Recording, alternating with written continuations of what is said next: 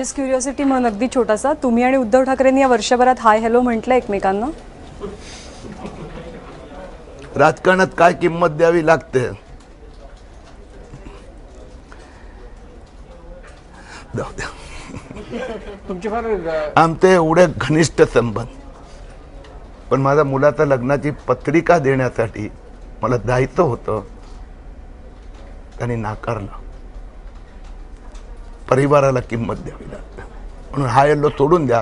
पण त्यामुळे मी माफिया मुक्त मुंबईची लढाई सोडणार नाही, कितीही किंमत द्यावी लागली. आज भारतीय जनता पक्ष मुंबईने सांगितलं, मेधाला सेना भवनातून उभं करा, कोणी शाणा माणूस हे करणार नाही. जर पार्टीने आदेश दिला तर पत्नी तिथून उभी राहणार आणि तिथे जाऊन त्यांना चॅलेंज करणार.